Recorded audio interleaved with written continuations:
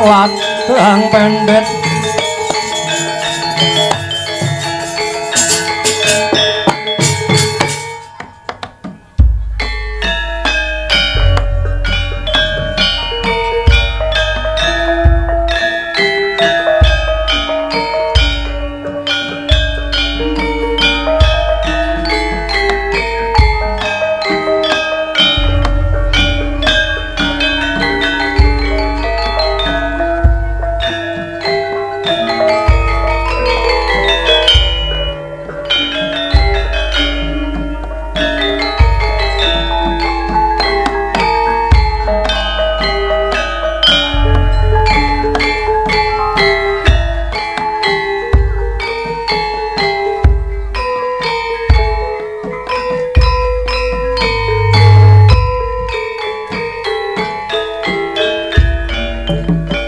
mangkya darajating praja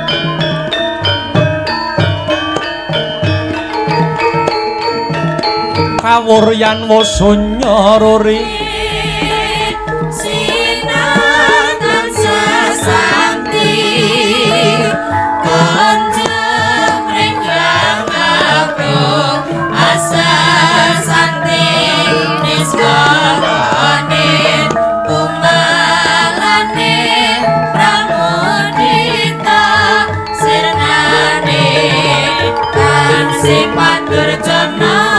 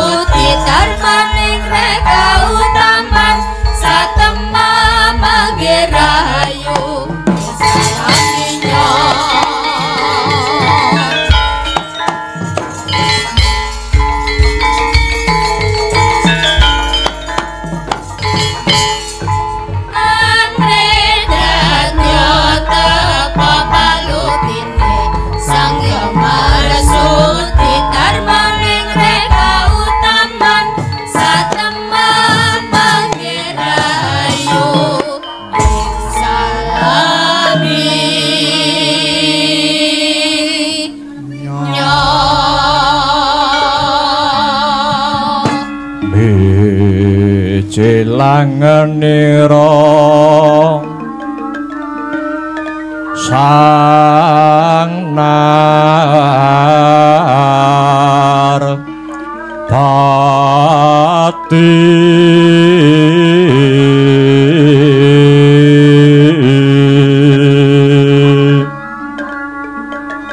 lampahira alon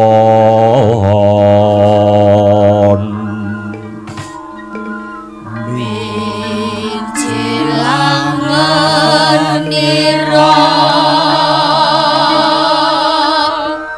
sang nar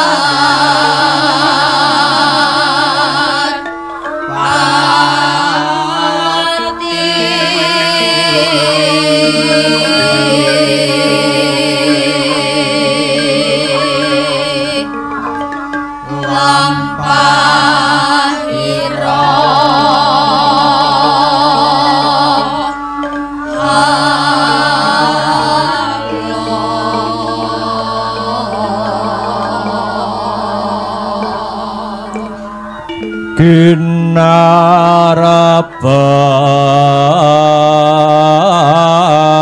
kinarabak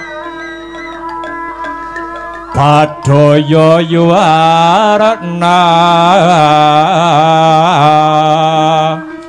nira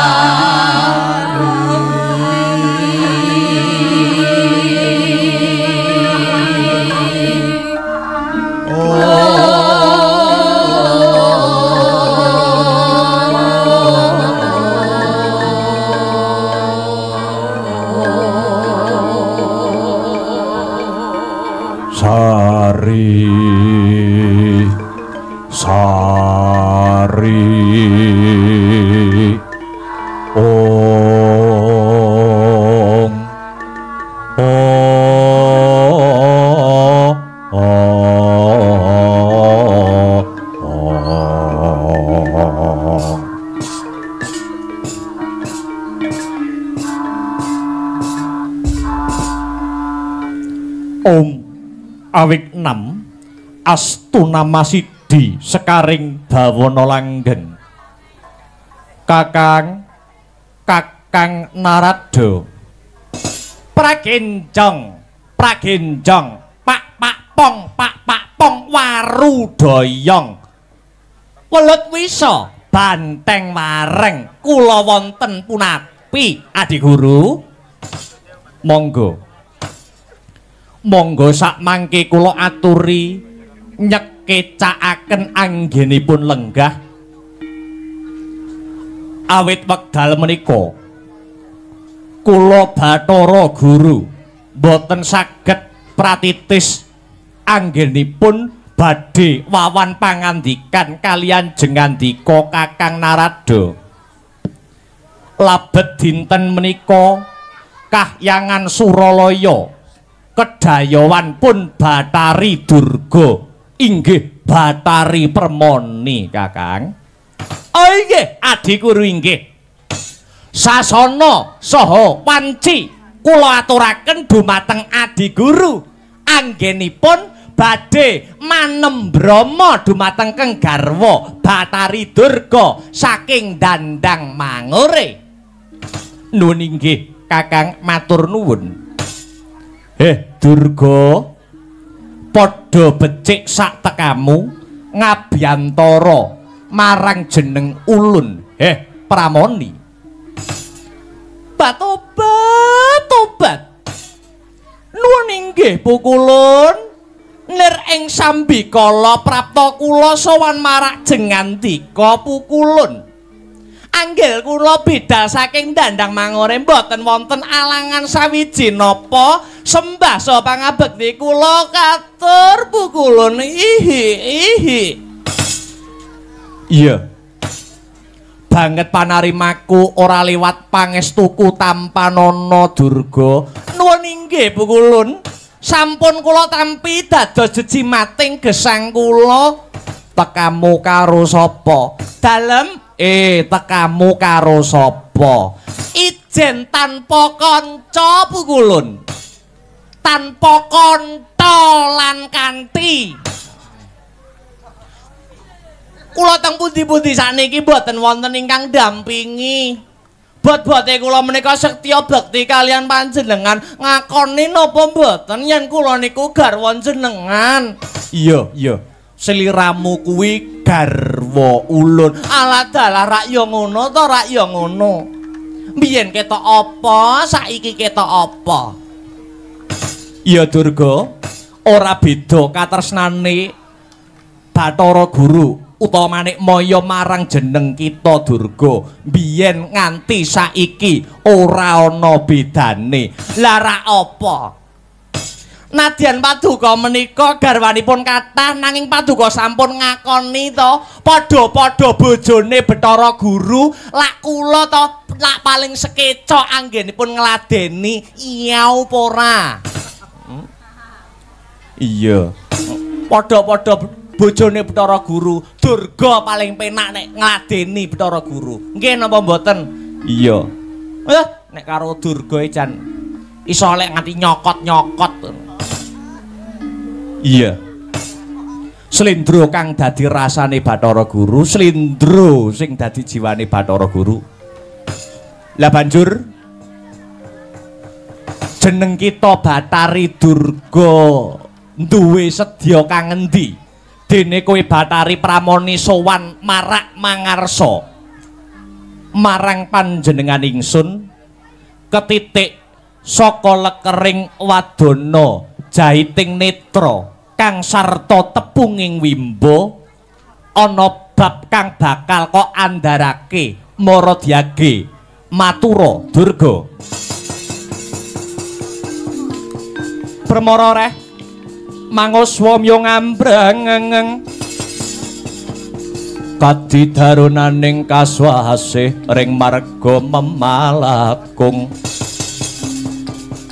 risang kanta wastrat maca leng-leng lalu mangulati ong surya mangrangsang waya surya mangrangsang waya umyus amara wayahanto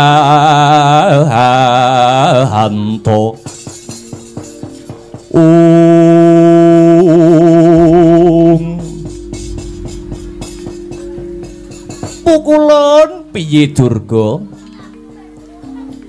sepisan kula mriki ngaturaken alam oneng alam menika tembung lawas oneng menika kangen sampun sawetawis dang wanggen paduka mboten tilik dandang mangure napa paduka mboten kapang napa paduka mboten kangen kalian kula ta pukulun iya Durga iya nadyan pukulun kangen marang jeneng kita nanging durung bisa pukulun sowan marang dandang mangure awit isih akeh ayahan kita kang kudu ndak tindakake tobat dikangeni kok ndak krasa ta ya mbiyen ki ya sedina ora ketemu no bingung apa meneh seminggu yo le kemecer iya nggih ewadene salajengipun pukulun piye Durga salajengipun kula tinangisan kang putra pun Dewasrani ingkang motah kula dene kula boten kuwawa kalian pamotahipun mila Dewasrani ki ya duweni bapak kang dadi tetungguling para dewa inggih namung paduka pukulun ingkang saged nyembadani napa ingkang dados pamotahipun Dewasrani pukulun kusik to Dewasrani ki duwe karep apa? Dewasrani nggadahi gegayuhan kepengin Apalakrama pukulun. Lho ngusik. Yen mung Apalakrama rak ya akeh to wong wadon kang gandrung karo Dewasrani. Tur Dewasrani ki bocahe bagus tur cakrak. Duweni kawibawan dadi ratu ana ing Tunggul Malaya. Inggih pukulun. Namung jengandika ngertos menapa mboten pukulun sinten wanodya ingkang dipun karepaken kalian kang putra pun Dewasrani lho lah banjur Dewasrani mono kepengin Apalakrama kepengin sesandingan karo sapa Durga kawuning ngono pukulun kang putra pun Dewasrani kepengin Apalakrama kalian putri saking swarga Dahana putrinipun Bathara Brahma nenggipun Dresanala pukulun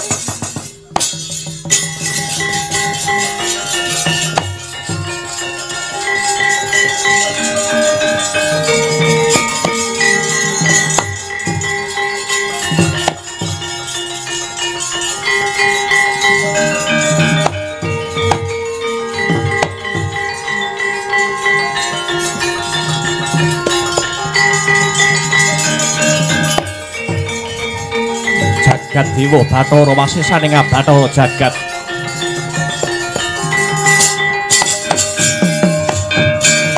bumi gonjing langit kelap-kelap katon lir gincanging alis risang mawe gandrung sabarang kadulu wukir moyak mayik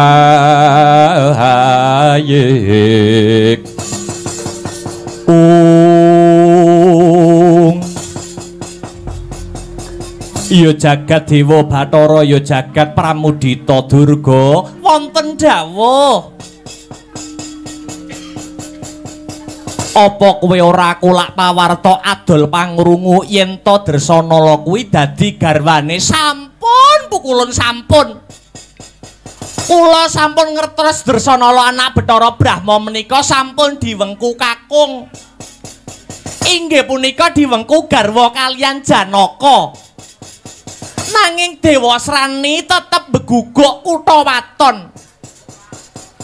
Dikandhani ora kenek ya sapa sing diturun ngono kuwi yen ora bapake. Yen duwe kekarepan kok le sadet saknyet. Iya nanging kowe kang dadi ibune si Dewa Srani kudu bisa benerake. Mbok menawa Dewa Srani kuwi duwe kekarepan sing luput, sampun pukulun sampun. Dremimil paribasan entek amek kurang golek. Yen kula ngandhani sipun Dewa Srani. Nanging panggah mawon yen ora Dresanala aluwung ora rabi. Ngaten niku pripun Jan? Durga wonten dawuh isih akeh wong wadon utawa widodari kayangan sing sulistya ing warna kepara ayune ngungkuli si Dresanala. Aku kepengin Dewa Srani iki mengko aja nganti pukulun. Kula menika sampun ngandhani Dewa Srani nyatanipun napa? Nyatanipun Dewa Srani tetep ngengkel, Dewa Srani tetep ngeyel, Dewa Srani tetep merengkel. Kamangka Dewa Srani sampun prasetya upami boten saged dedaupan kalian si Dresanala luwih becik dientengke patine kados pundi ngaten niku. Kula ingkang dados ibunipun napa boten bingung. Gandeng kula bingung, kula sambat kalian panjenengan. Mbah piye carane, mbah piye reka dayane. Panguwasa tunggal kayangan menika wonten asta panjenengan. Abang ijone lelakon mriku paduka ingkang asta. Kari paduka utusan Bathara Brahma kengken misahake katresnane Janaka lan Dresanala. Beres ngono kok dadak repot. Iya Durga iya. Ananging ora segampang kang kaya apa sing kok kandhakake kuwi mau Durga. Iki mengko bisa-bisa nglandang carang saka pucuk kriwikan dadi grojokan, gojekan dadi tangisan. Pukulun. Boten usah menggalih ingkang macem-macem, ingkang baku Dewa Srani saged dedaupan kali Dresanala titik. Kantor paduka kersa napa boten? Nyuwun pangapura aja dadi atimu Durga. Aku ora bisa minangkani apa sing dadi penjaluke si Dewa Srani. Iki mengko bakal mahanani kayangan geger pramoni. Inggih pukul inggih. Jebule namung semanten katresnan paduka kalian si Dewa Srani. Paduka mboten nyawang. Dewa Srani menika anak panjenengan. Wonten paribasan anak polah bapa kepradah. Ning paduka babar belas boten nuhoni tembung menika. Dewa Srani wiwit cilik mula ora duweni penjaluk kalian panjenengan. Nembe gadah penjaluk pisan wae kok ora disembadani yo bapak model apa kaya ngono kuwi. Menawi paduka mboten saged nyembadani isin kula duwe anak Dewa Srani. Kula patane dhewe Dewa Srani pukulun. Aja Durga aja.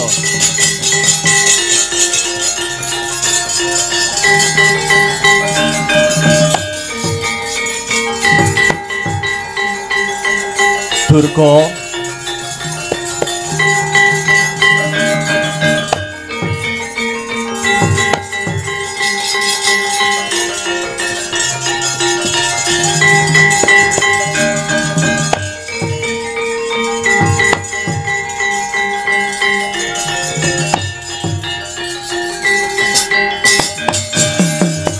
Angodari tiasrari wut urwet rawat wati wedi lamun kauningan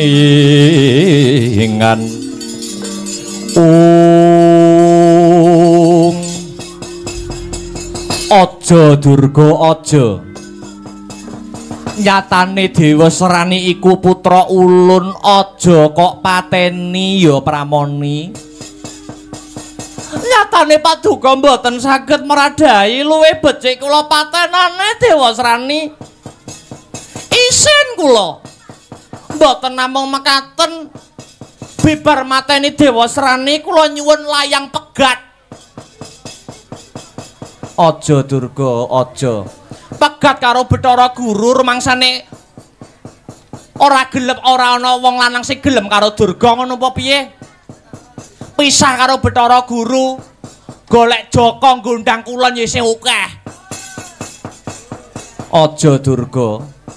Kowe iki umurmu wis tuwa.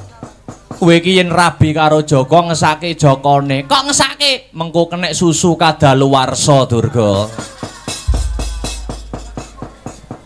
Purun apa boten Bu kula? Purun apa boten? Iya. Tak sembadani Durga.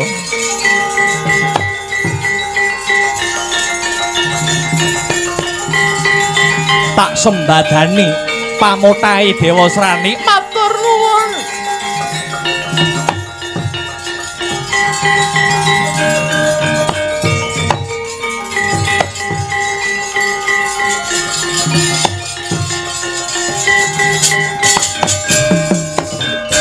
Iya Durga. Senadyan abot rasane ya mung ngeboti kowe Durga lan anakku Dewa Srani. Kanthi cara misahake katresnane Janaka lan Dresanala, mengko bakal gampang anggone ndhaupake putraku Dewa Srani kelawan putri saka swarga Dahana si Dresanala. Matur nuwun Bu Kulun. Iya padha-padha Durga. Wah, eling Adi Guru, eling.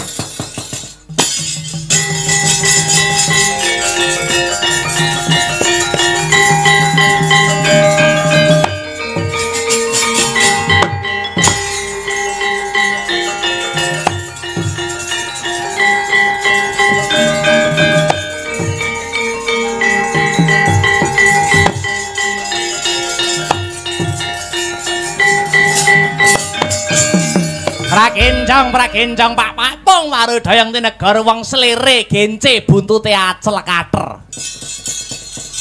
Adi Guru wonten dawuh Kakang. Pripun panjenengan kok ngaten niku pripun, Wah? Menawi Paduka badhe misahke katresnane Janaka lan Dewa Srani ateges wonten paribasan idu dinilat malih. Si Janaka lan Dresanala dawuh punika awit saking perintah Paduka.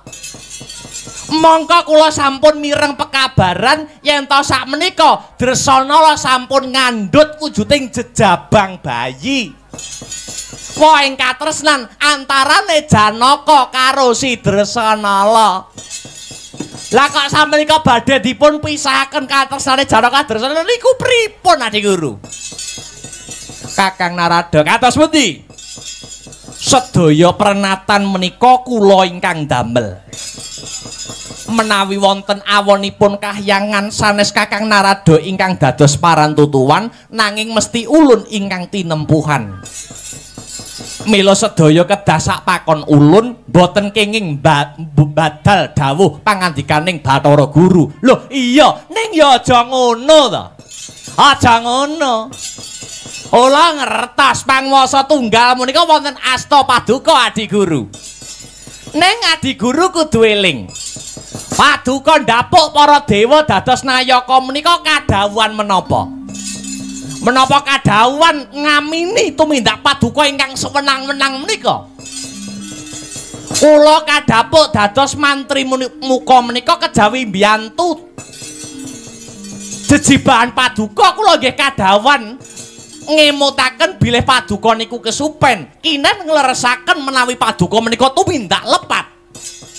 Kakang Narada dalem Dewa Srani menika putra ulun napa kula klentu menawi kula nglabuhi marang anak. Loh ora kleru wong nglabuhi nyang anak kok kleru iki piye to ki? Nanging kenging menapa Kakang Narada nyentulani pikajeng ulun? Kedahipun Kakang Narada imut wonten tetembungan anak polah bapa kepradah. Wong tuwa kena mradai nyang polahe anak ning ya didelok dhisik polahe mau kaya ngapa. Yen polahe ngarumke jenenge wong tuwa wajib mradai. Ning nek polahe anak gawe kucem saged netelke jabatane wong tuwa ya kudu dielingke to. Mboten kok namung diuja mawon niku mboten Adi Guru. Wis akeh kedadean. Wong tuwa tetel pangkate ilang jabatane merosot derajate banger jenenge mung sabab nglabuhi anak sing ora bener tumindake. Paduka kedahimut Paduka Adi Guru dados ratuning dewa menika tumindakipun kedah adil Adi Guru, kedah adil. Sedaya kedah dipun penggalih. Lekas Paduka menika lepat awit badhe misahaken tiyang jejodohan mung nuruti karepe anak kang sarta bojo. Bathara Guru ratuning kayangan, Bathara Guru tetungguling para dewa. Paring dawuh boten kenging wola-wali. Menawi Kakang Narada mboten sarujuk kalian pikajeng ulun, Kakang Narada saged ninggalaken kayangan. Wela dalah.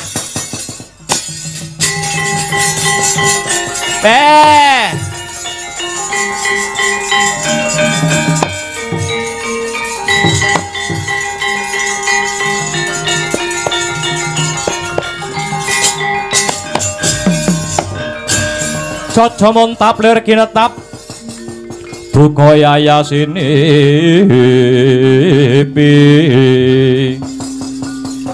Jojo bang mawinga-winga wengis kuwejot padon ning lati ing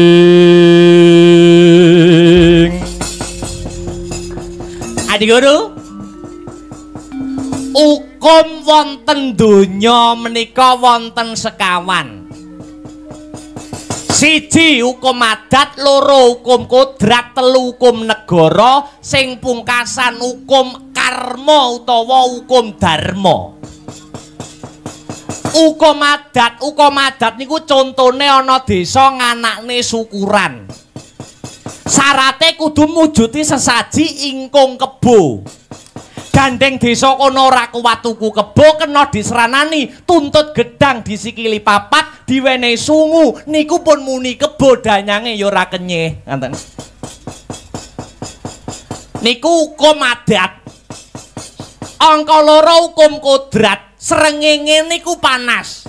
Ning kena disranani gawe payung, gawe capil, niku hukum kodrat. Lah angka 3 niku hukum negara. Niki nggih kena disranani, kena disiasati. Watone duwe dhuwit akeh, hukum niku kena dienggak-enggokke. Nanging ingkang pungkasan, hukum karma utawi hukum dharma. Niku hukume tumindak. Sapa nandur bakal ngunduh, utang bakal nyaur, nyilih bakal balekke. Sing gawe bakal nganggo. Ing atase aku mung rekoso mikir, beteke mung mikirake lah kok ngetokke siunge dupeh lagi nyekel panguwasa. Panguwasa kinarya gada. Narada pun mboten gumun, Narada mboten gumun. Pedah apa? Pedah apa Narada mapan ana ning kene? Kayangan hawane panas, nunggak waru, Narada ora melu-melu.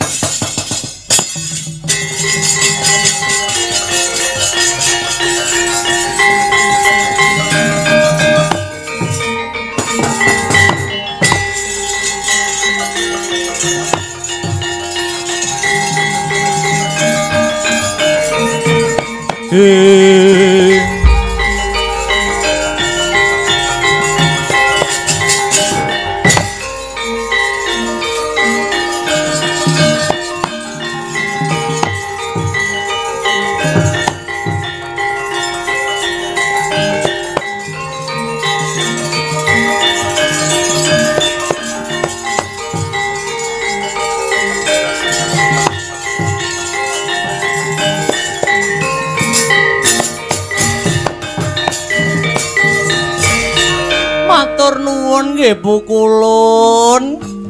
Matur nuwun Paduka sampun nyembadani pamutahipun Keng Mutra Tunggul Malaya Dewa Srani. Tinemunipun Dewa Srani sida jodoh kalian Sidrasanala. Matur nuwun nggih Pukulun. Iya Durga padha-padha. Narada minggat ya wis ben ora usah digatek. Dadi dewa ning kayangan ya wis ora nek gunane wae, ora nek guna paedahe nggo apa. Ngelek-ngeleki rombongan. Dewa liyane ganteng-ganteng, dewa liyane do cakrak-cakrak. Kok ngijeni blegendong ngelek nyepet-nyepeti meripat. Wis digaene seragam dhewe mesti ora gelem dinggo. Senengane ngrusaki fasilitas kayangan netelke benik seragam Pukulun. Iya Durga iya. Dewa bentuke kaya ceret ngono wae. Anggepe apa? Piye? Kowe ngelokne aku kaya ceret. Mbok kira aku wis lunga ngono, Wong aku jek tekan ngrengket kono, Mbok anggap aku wis lunga. Aku krungu kowe ngelokne aku kaya ceret. Lah timbang rupamu. Dapurmu kaya genggek balung kenci ngono.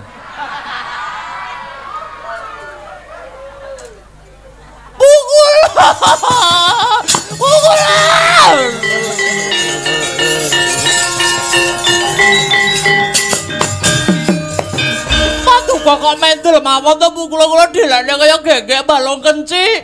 Paduka kok boten bela kalih kula. Lah nyatane ngono tenan apa ora? Nggih. Iya nek wis iya ya wis. Wong nyat kenyataan kok. Meksa nolak. He Indra, Bathara Indra. Bathara Indra.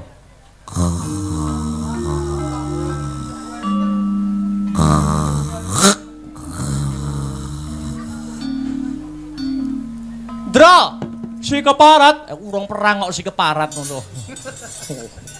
Wonten dawuh Pukulun. Menika tasih teng kayangan, iya. Wonten dawuh Pukulun. Timbalana Bathara Brahma kon munggah ana ing stinggil kayangan Suralaya amit madal pasilan Rama Pukulun.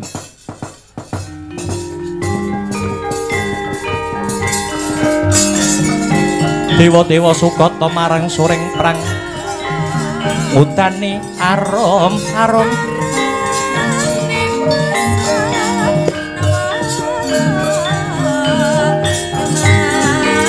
ngendan wingawiyat Narada ngepalani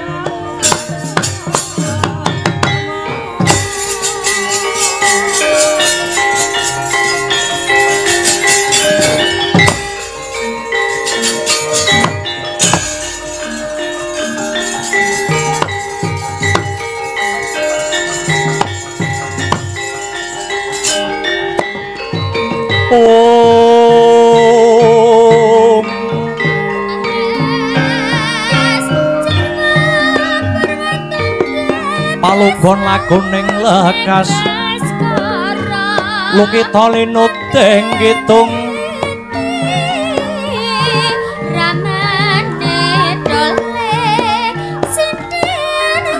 Atung kadereng hamomor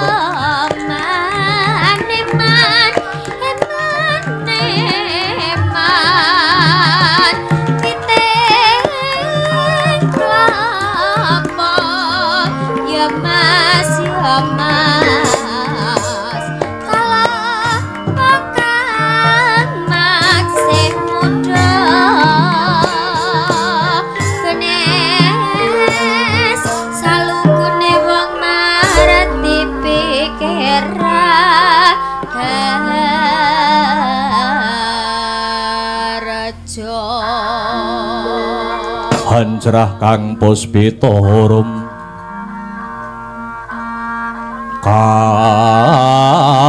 kasiliring samirana mre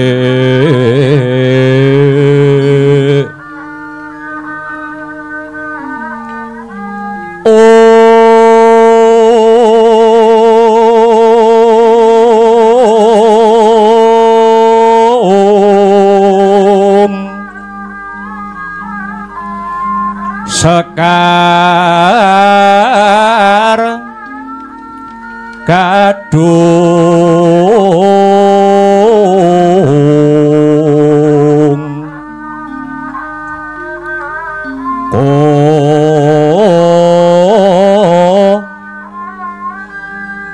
ngas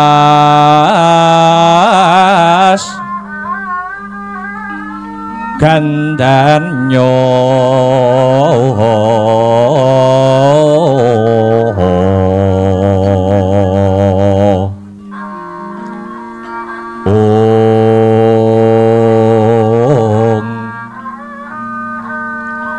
maweh raras rahananing driya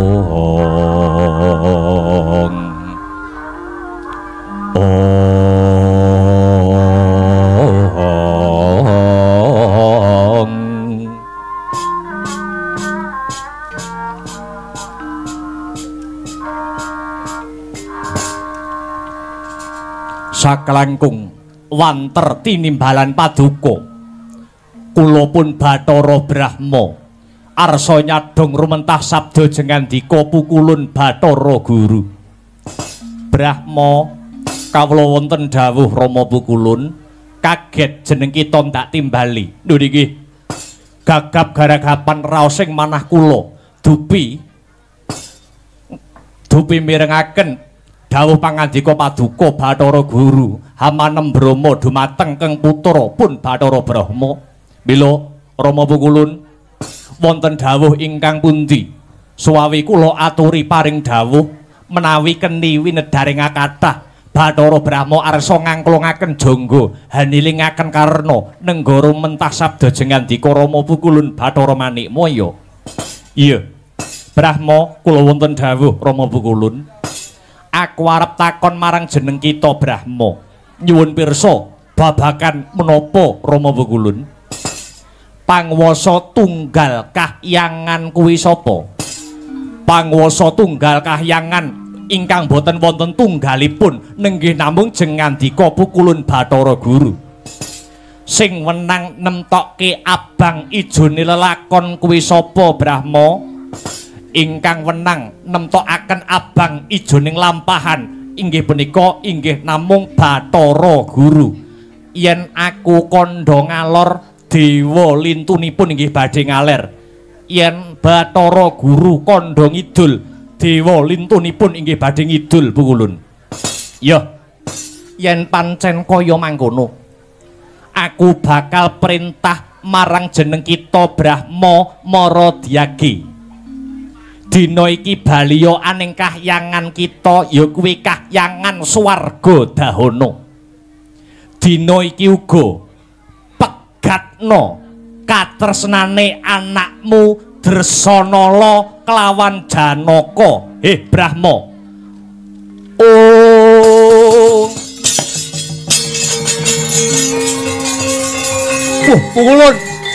Pukulun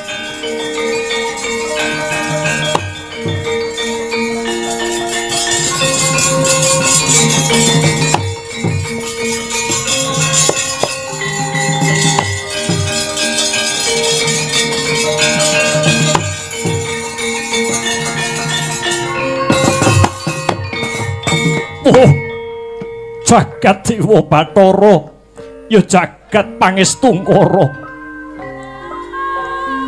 kados sinamber gelap raos kula Pukulun kenging menapa Paduka Rama Pukulun ngendika mbok menawi kula kedah misah katresnaning Janaka lawan Dresanala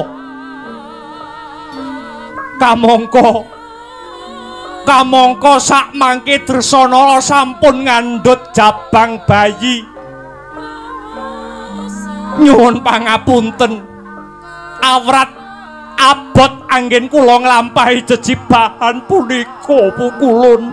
Brahma, ing sekawit kita wis ngucap dhewe bakal nindakake apa sing dadi dawuh ulun. Kenang apa kok samengko kita badal dawuh ulun. Eling Brahma, eling. Lati pakarti kudu nyawiji. Apa maneh sing paring perintah panguwasa tunggal Kahyangan Suralaya. Yen sira badal dawuh ulun, apa kira-kira kowe kuat nampa siku denda saka Bathara Guru? Nanging kepripun nasibipun jabang sajroning kandhutanipun anak kula Dresanala Pukulun ingkang boten weruh kintang kimpuling lelakon menawi benjang dewasanipun nangletaken tiyang sepahipun Rama Pukulun. Aja kuwatir, yen Janaka wis ngalih saka Kahyangan Swargadahana, anakmu Dresanala bakal ulun dhawuhake putra ulun, ya kuwi si Dewa Serani. Nanging Pukulun ora usah nganggo nanging. Budhalo dina iki Brahma. Yen ora budal apa kelakon tak tibani bledhek watu Brahma.